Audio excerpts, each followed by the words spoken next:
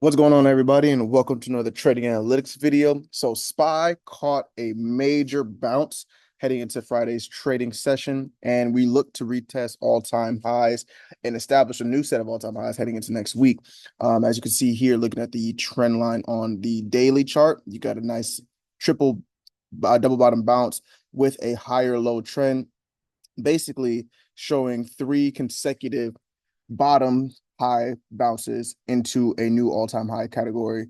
And I do think that as this trend continues, the bulls are going to continue to show their full force heading into Tesla's robotaxi event, like we discussed last week. But to keep this in mind, we're pretty much in blue sky territory for SPY, and I do think that should Tesla's event be a positive thing, we can potentially see a 580 SPY by the end of October, which would be a huge, huge, huge boost for the bulls' egos heading into the end of Q4. Now, speaking of Qs, let's jump over to QQQ and take a look at how the tech sector has been holding up as well. Now, this actually has a lot more room to run than SPY does. We look here on the daily chart and looking at the candles that we had on Friday, you can see that although we had a little bit of a red candle, we have enough momentum here following this trend line bounce through the downtrend line to close this gap here at 493. And if we close the gap at 493, then that puts a retest of all-time highs at 504 in the cards as well for the Qs. Jumping over here to the semiconductors, XOXX, similar to the Qs, we had a double bottom bounce from a downtrend line through the downtrend line, reaching the rejection point of 236.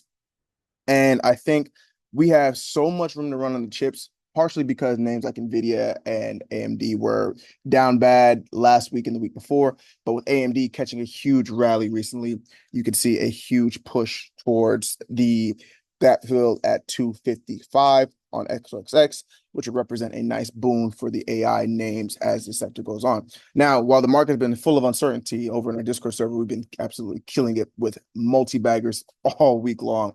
XOM, Walmart, IBM, Amazon, you name it. We've been taking it. You guys, link to that's in the description of this video as well as in our channel bio. So make sure you guys check that out as well. Next thing we're going to take a glance at here is Tesla. So this is the big name that we got coming into next week. We have the robotaxi event on Thursday.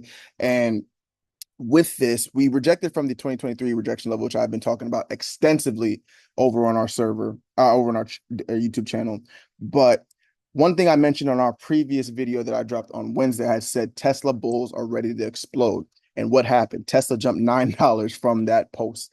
And since then, it looks like the bulls are regaining a lot of momentum. And I said in that video that I think this robotaxi catalyst is going to be a huge boon for the ticker, because usually what happens when Tesla has an event, you can even scroll over here all the way through November when we had the first Cybertruck event last year.